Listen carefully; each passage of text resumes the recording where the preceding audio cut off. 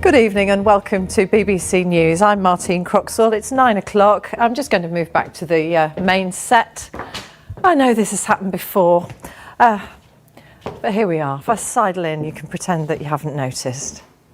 Here we are. Lewis Hamilton has won the Formula One. Well, yeah, there's martial law in the border areas of Ukraine. There is not martial law. Oh, the background has just gone crazy on the screen. Well, I'm not in the icy streets of Kiev, I'm afraid. You were just going to tell us there's no martial law in Kiev. Winter day, autumn night, snow, winter night. We can have the full range. But anyway, it is very cold and wintry here in Kiev. A test of your calm, cool, collected presenting skills. Well, even better, I can put it back on if you wish. We'll go back on autumn night. Anyway, as we were saying, as the night returns to us shortly. There it is. Yeah, so Vladimir Putin has said that he considers everything that happened in the Kerch Strait. We're starting again. Here we go. Back to the Kerch Strait on Sunday.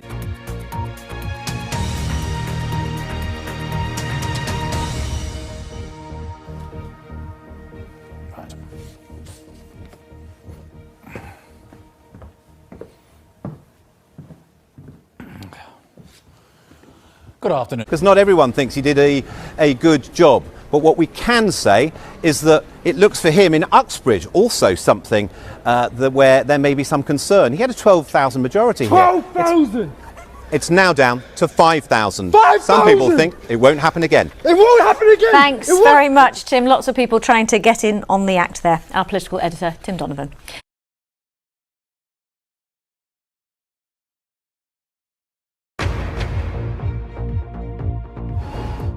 This is BBC News. I'm Carol Walker. The headlines at 9. Sorry, God, that's so embarrassing. How have I done that? I'm literally going to have to walk off set. She's walking off. She's embarrassed. That's Louise's new podcast called The Tripod. Don't even say. Now this. I'm really properly embarrassed. That's all right. It's still going. Have you managed to turn it off? How have I done that? It off.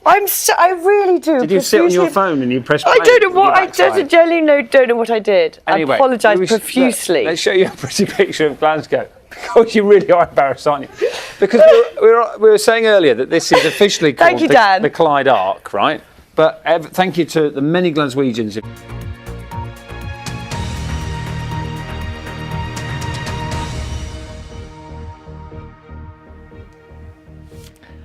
I'm terribly sorry. We've had this problem before, haven't we? I'll make my way back to the desk and tell you about our lead story tonight, which is that the Boston Marathon bomber, Dzhokhar Tsarnaev, has been sentenced to death by a court in the United States.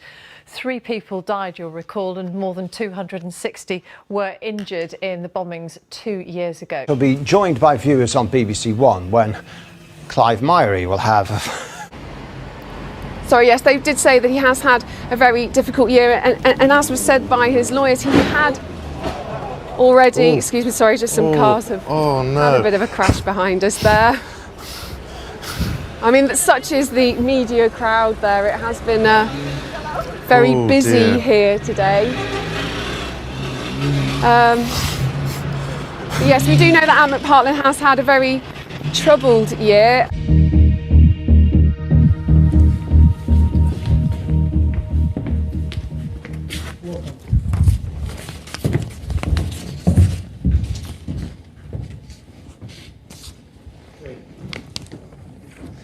Hello and welcome.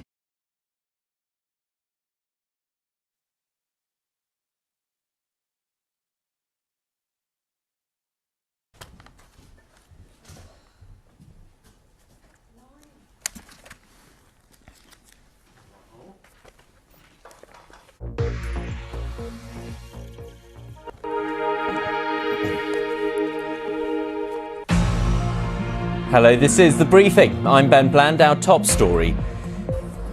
For the wider region, I think one of your children has just walked in. I mean, shifting sands in the region, do you think relations with the North may change? I would be surprised if they do. The cub was taken to an animal management centre and is reported to be dehydrated, but otherwise well. Gosh. Now, let's have a look at the weather with Louise. Yes, from one tiger to the Beg your pardon? Where are you going with this one? We're not going to go there. Let's talk about the Winter Olympics, shall we? Yeah, Simon? because that reminds me of Pyeongchang. Those are the main stories. One other story for you, though. A giant planet Earth measuring 150 feet wide. A giant planet. A giant planet Earth. A giant planet Earth. No, that can't measuring be right. 150 feet. I in get diameter. it now. There you go. Has